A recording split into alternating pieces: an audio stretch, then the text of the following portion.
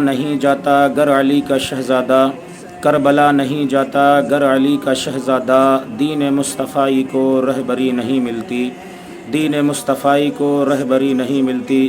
پیارے جب حضرت امام حسین علی مقام رضی اللہ تعالیٰ عنہ کے خاندان کے لوگ جب کربلا سے روانہ ہوئے تو یزیدی لشکر ساتھ میں تھا اور سر مبارک بھی شہداء کے ساتھ میں تھے۔ ایک جگہ رات ہو گئی، یزیدیوں میں سے ایک سپاہی نے کہا کہ رات ہو رہی ہے، ایسا کیا جائے کہ آج یہیں رک جائیں، برابر میں گرجا ہے۔ وہ گرجا کے پاس گیا اور گرجا میں سے ایک پادری نکل کر آیا اور اس سپاہی نے، جو یزیدیوں کا سپاہی تھا، اس نے کہا کہ آج کی رات ہمیں گرجا میں رہنے دیا جائے، صبح ہو جائے گی تو ہم یہاں سے روانہ ہو جائیں گے۔ اس نے کہا کہ تم لوگ زیادہ ہو، پہلے یہ بتاؤ کہاں سے آ رہے ہو؟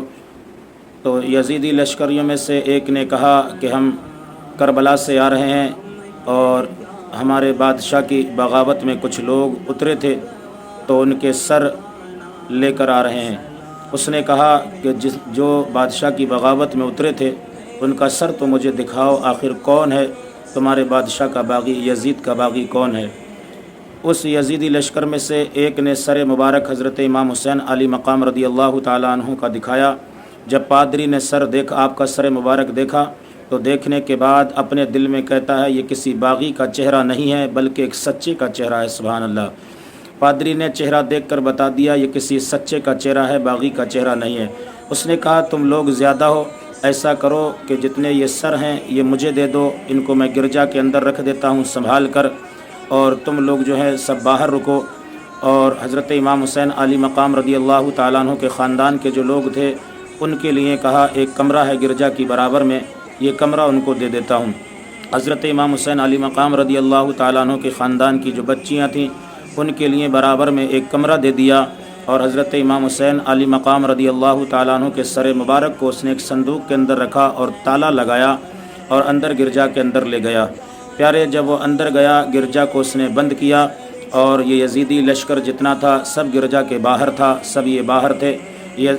جب یہ لوگ باہر سارے تھے اور گرجا کے پادری نے گرجا کو بند کر دیا، اور وہ بھی گرجا سے برابر میں جو روم تھا گرجا کی اس میں چلا گیا۔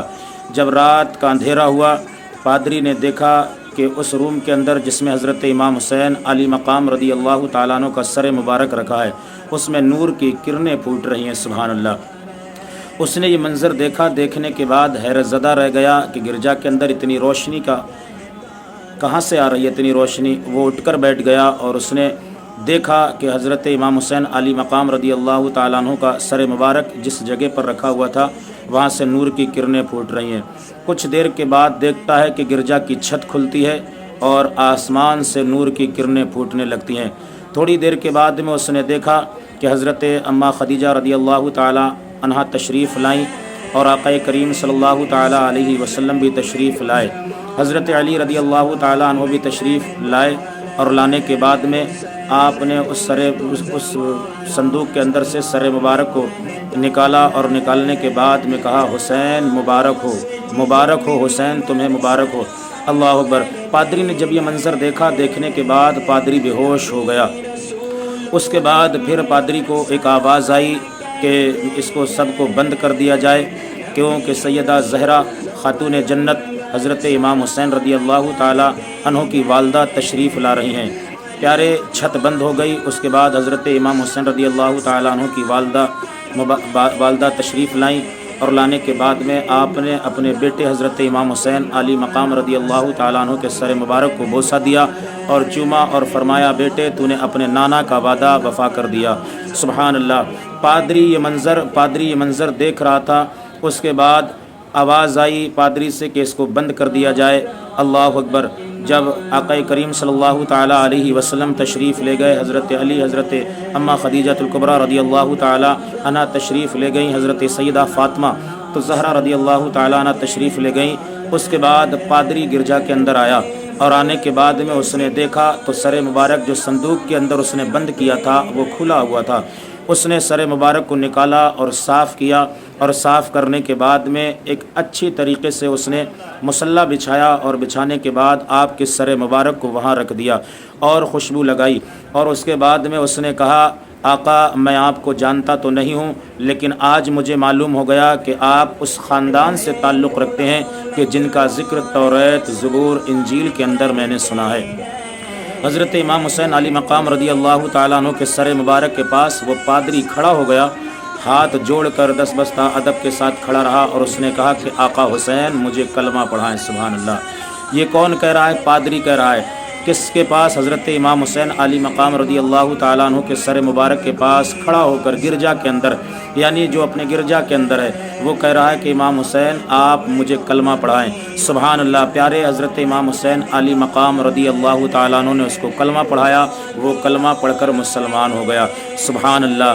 कौन कहता है कि हुसैन मर गए? माज़ल्लाह माज़ल्लाह, सदबार माज़ल्लाह। हुसैन कल भी ज़िंदा थे, अल्हम्दुलिल्लाह आज भी ज़िंदा हैं, सुबह क़यामत तक ज़िंदा रहेंगे अल्हम्दुलिल्लाह। यजीद मर गया, यजीद के चाहने वाले मर गए, यजीद के नाम लेवा मर गए। हुसैन का नाम कल भी ज़िंदा था, आज भी ज़िंदा है, सुबह क़यामत तक ज़िंदा रहेगा।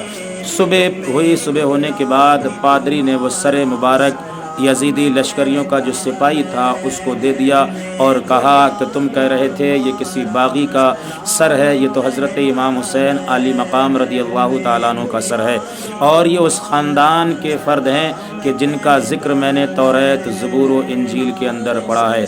तुमने अपने लिए बर्बादी के रास्ते खोल लिए, बर्बादी के रास्ते खोल लिए।